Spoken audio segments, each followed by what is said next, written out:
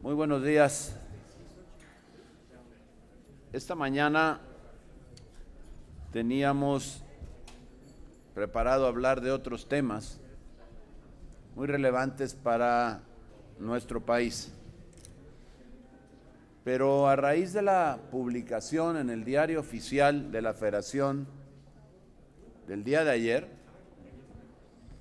no queda más que la obligación de pronunciarse sobre ese verdaderamente inconstitucional acuerdo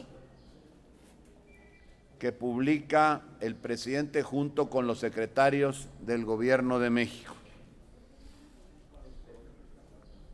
En ese acuerdo se habla de cosas que realmente ocultan su verdadera motivación. Con el pretexto de la seguridad nacional, se busca blindar todos los proyectos de infraestructura. Y cuando digo todos los proyectos de infraestructura, porque así lo reza el acuerdo, se habla incluso hasta de las pequeñas carreteras.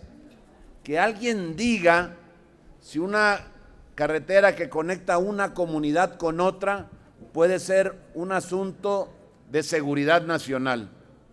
En realidad, lo que están ocultando es todas aquellas implicaciones que tienen estos proyectos, y todos en general, unos más, otros menos.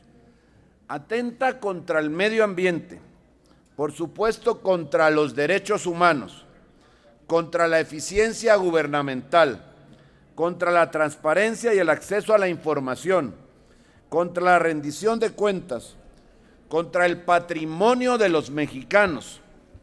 Da autorización prácticamente inmediata para que se puedan iniciar los trabajos.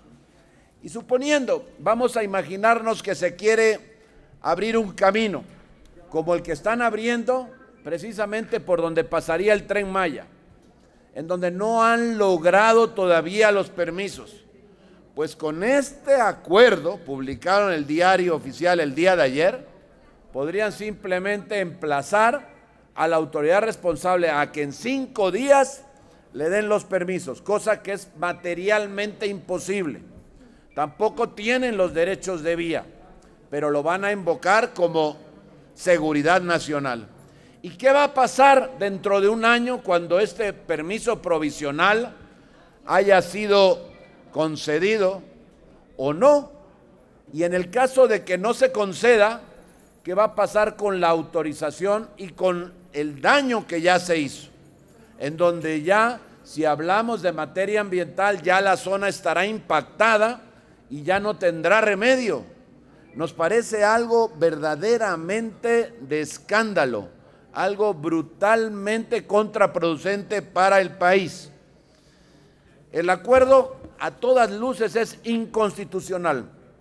Aquí quiero hacer un llamado a todas aquellas instancias que tienen la posibilidad y la obligación, a la luz de la evidencia, de intentar detenerlo, planteando una controversia constitucional. Y empiezo por la presidencia de esta Cámara de Senadores, por la senadora Olga Sánchez Cordero. Ella tiene la facultad, la posibilidad y la obligación de hacerlo ante la evidente inconstitucionalidad que tiene este acuerdo y que no debe de permitirse. Nadie que realmente quiera a México puede estar conforme con lo que aquí se plantea, en donde se va a generar aún mucho más opacidad de la que ya existe en nuestro país.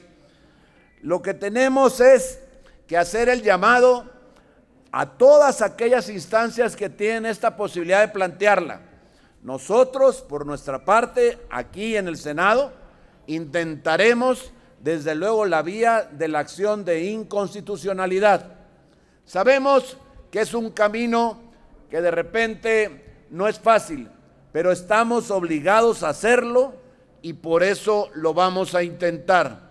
Y hay argumentación que permite sostener que sí es procedente la vía, porque aquí hay una afectación general con este acuerdo. No se circunscribe solamente al ámbito del gobierno, afecta a toda la población. Lo que hoy está pasando en México con este acuerdo es una muestra más, una terrible muestra más de la gran, pues digamos que capacidad de autoritarismo que hay en este gobierno. No están conformes con cumplir la ley, el desprecio, el desdén que se tiene por cumplir las leyes. Para poder realizar estos proyectos se requiere planeación, se requiere un gobierno que sea eficiente, que pueda tener en consideración todos aquellos requisitos que necesita obtener para desarrollar el proyecto. Y como este es un gobierno absolutamente incompetente, que no tiene planeación, que no conoce de estrategias, que no conoce de los tiempos, lo que hace con este acuerdo materialmente es eliminar todos los requisitos para poder a su antojo arrancar cualquier obra que le dé la gana. Y eso no lo debemos de permitir los mexicanos. Eso no es lo que se ofreció en campaña, el respetar la ley, el hacer las cosas conforme lo establecen los procedimientos. Hoy estamos verdaderamente asombrados de esta capacidad, de este desdén por las leyes, por no cumplir lo que en ellas se establece. Quiero decir que con este acuerdo, este gobierno va a pasar a la historia como el más opaco que haya tenido este país, y desde luego con ello seguramente el más corrupto. No podemos permitir los mexicanos que queremos lo mejor para esta nación que se sigan atropellando las decisiones que tienen que pasar necesariamente por la legalidad. Hoy estamos ante esta circunstancia, una disyuntiva: ¿permitimos que este acuerdo camine o obligamos al gobierno a que cumpla con las leyes y las disposiciones para hacer los proyectos de infraestructura, sí, que son muy necesarios, pero que requieren cumplimiento de todas las disposiciones reglamentarias que están previstas en el marco normativo? No pedimos que no se hagan las obras, queremos que se hagan, pero que se hagan bien, pero que se cumpla con la norma. Eso es exactamente lo que merece el pueblo de México, y eso es lo que estamos pidiendo cada uno de los senadores del Partido Acción Nacional.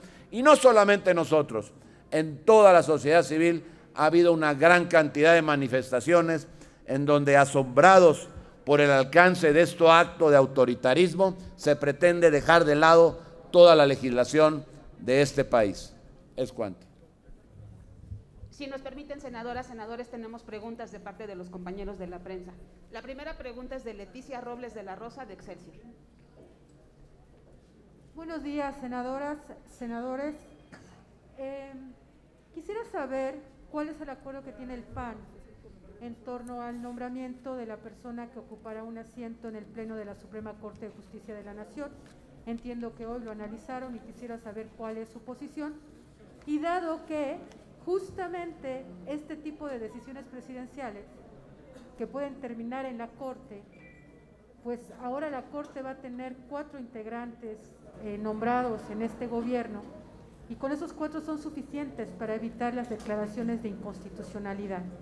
Entonces quisiera saber la valoración del PAN sobre esta persona que debe de llegar y cuál es el sentido de los panistas en torno a esta terna, quién debe ser el ministro o la ministra. Y 2, el día de hoy el presidente de la República está presentando a ustedes una iniciativa de reforma a la ley del Ejército y la Fuerza Aérea Mexicana para que el secretario, el secretario de la Defensa Nacional, pues pueda delegar en comandantes sus funciones militares, dado que ya tiene tantas funciones de administración pública, pues que necesita tener en ley esta posibilidad de atender la administración pública de aspectos civiles y por el otro lado, lo militar, lo que es de él, pero ya lo delega a comandantes. Quisiera saber una valoración así de bote pronto sobre esta iniciativa que también incluye un nuevo Estado Mayor Presidencial con un poder diferente y para auxiliar al Secretario de la Defensa Nacional en estos asuntos que tienen que ver con su dualidad entre funciones civiles, que antes eran civiles, y su función meramente militar. Gracias. Con mucho gusto, Leti. Yo empezaría por el segundo tema. Justo en el planteamiento de tu pregunta viene ya implícita la respuesta que te podría dar. Tú misma nos mencionas de que parte de la motivación es porque tiene tantas tareas, tiene tantas cosas que hacer ahora, que no le tocan al ejército, que no está precisamente en su ley, por eso quiere hacer la modificación, que lo que está es desvirtuando la verdadera función de las Fuerzas Armadas permanentes. Me parece que es un verdadero despropósito. De inicio, darle todas esas tareas precisamente al ejército, a la armada, cuando son tareas para las que no están preparadas, ni siquiera legalmente, como la propia iniciativa reconoce, porque se tiene que modificar la ley para que pueda atender otras responsabilidades. Y lo que debíamos de procurar es de darle el prestigio que merece al ejército, a la Armada, a la Marina Armada de México, el poder tener la oportunidad de que vuelvan a hacer justo las tareas para las que han sido creadas y que se establecen en la ley, y no andar buscando cómo todas las actividades civiles, como lo mencionaste, pues ahora tengan cabida en la administración a partir de la actividad que tenga en ellas el ejército o la Fuerza Armada, en este caso la Marina Armada de México. Habrá que conocer a detalle, como menciona la iniciativa, pero de entrada yo lo que puedo decir es que de lo que estamos hablando es de volver al ejército en una dependencia más que administre cosas civiles y que no es su función, ni tiene por qué ser. Respetamos mucho, pero mucho al ejército y a la Marina Armada de México. Y lo que queremos es que en ese respeto vaya precisamente el actuar del gobierno y que al respetarlas puedan reconsiderar todo esto que ha hecho y que pasen a ocupar la labor que siempre han ocupado y que deben de seguir ocupando. Respecto a la primera pregunta, estamos en el proceso de deliberación. Como bien lo saben, esta decisión sobre quién recaerá el nombramiento de ministro o ministra de la Suprema Corte para conformar el cuerpo ahora que se tenga la ausencia, nos parece de la mayor importancia, justo por lo que hablábamos hace un momento, porque este tema del acuerdo de hace un rato va a caer precisamente en la Corte, va a llegar ahí y requiere de personas que estén conscientes de lo que están resolviendo, que vean que lo que están resolviendo no es la instrucción de alguna persona. Primero, que la obligación es de actuar conforme a derecho, respetar el marco constitucional y así resolver. Pero segundo, que tengan claro que la actuación que ellos tienen tiene consecuencias en este país. Y como todos los que estamos aquí, tenemos intereses de índole personal, familiares, de hijos, de padres, de parientes que al final requieren un país con orden. Y lo que se está proponiendo desde este gobierno, prácticamente desde el primer día de la llegada de este gobierno, es solo acciones autoritarias que no promueven el orden y que por supuesto no deben de permitir que continúen así. El llamado pues a quien resulte hoy electo por la Cámara de Senadores como ministra o como ministro es a que, más allá de quien haya tenido que ver con la posibilidad de que resulte nombrado o nombrada, tenga la idea clara de que a quien tiene que atender son los asuntos de México, lo que le beneficia a México, lo que marque la Constitución. No nos interesa a los panistas tener a nadie a modo. lo que queremos es tener a una ministra o a un ministro que respete la Constitución, porque eso es lo que le sirve al país y lo que le sirve a todos los partidos y desde luego a cada uno de los ciudadanos de esta nación. Y eso es lo mínimo que podemos exigir para quien resulte nombrado. Respecto al nombre específico de la persona, eso es algo que está todavía por resolverse en los próximos minutos. Seguramente no tardará mucho en saberse, pero también lo saben ustedes que no es un asunto que resuelva ningún grupo parlamentario, que se genera un acuerdo, se necesita en este caso, por fortuna, 2/3 partes de los votos de la Cámara para poder nombrar a quien resulte pues electo con esa gran responsabilidad. La siguiente pregunta se las envía vía remota Gerardo Segura de Azteca Noticias. Él quiere saber si interpondrán denuncias por la corrupción que hay en las obras del aeropuerto de Santa Lucía y también hasta cuándo acudirán a la Corte Internacional para denunciar casos como estos de corrupción o por los delitos de lesa humanidad por los más de 600,000 muertos por la pandemia, o el caso de la Comisión Nacional de Derechos Humanos, que fue una imposición en esa institución y que ustedes se comprometieron a acudir a la Corte Internacional.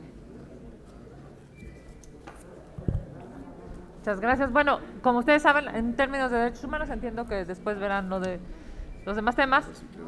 En términos de derechos humanos, es claro que este gobierno sigue aplastando a la Comisión Nacional de Derechos Humanos y que la Comisión de Derechos Humanos y específicamente la presidenta de la Comisión de Derechos Humanos sigue callada ante 500,000 de muertes por COVID, callada ante 100,000 asesinatos, callada ante 25,000 desaparecidos en este gobierno de López Obrador.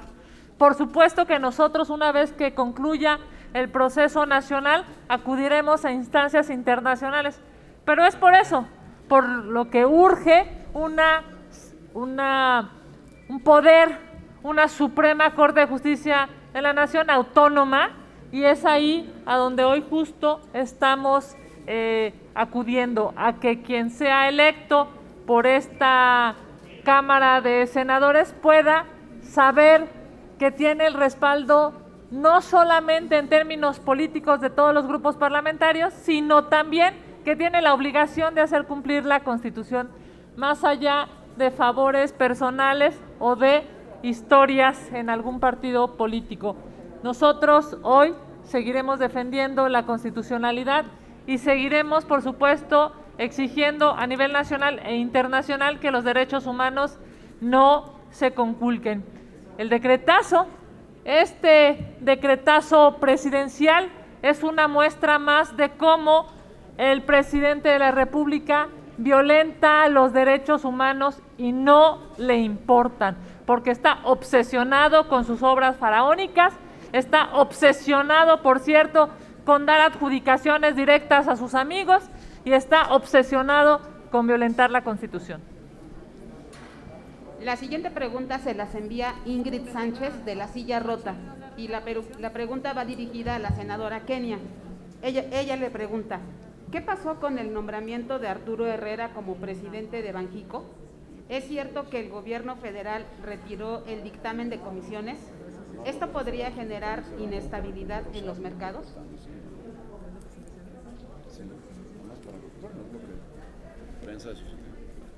Bueno, hoy hay una columna publicada a propósito de ese tema, decir que yo presidía la comisión de dictamen en la comisión permanente y efectivamente se retiró el dictamen correspondiente, ya estaba incluso en el orden del día, ustedes lo recordarán, fue transparente y público, que se retiró porque no había los votos suficientes para poder aprobarlo en su momento. La decisión posterior, me refiero a las decisiones del gobierno y de su mayoría aplastante aquí en el Senado de la República, pues esas las tendrán, la respuesta la tendrá que dar el propio partido en el gobierno. Solamente un llamado a que las decisiones que el gobierno y sus legisladores tomen aquí en el Senado, ojalá y sean las más responsables, porque en medio de una pandemia, ante una crisis económica, ante una brutal inflación, estar en condiciones de incertidumbre me parece terrible, pero devela claramente el desorden que hay en este gobierno y devela claramente cómo el presidente no sabe gobernar, solamente sabe estar en campaña. Gracias. ¿Alguien más, compañeros de los medios, que tenga alguna pregunta? No, senadoras, no, senadores, no tenemos más preguntas registradas. Muchas gracias. Muchas gracias. Muchas gracias, buenos días.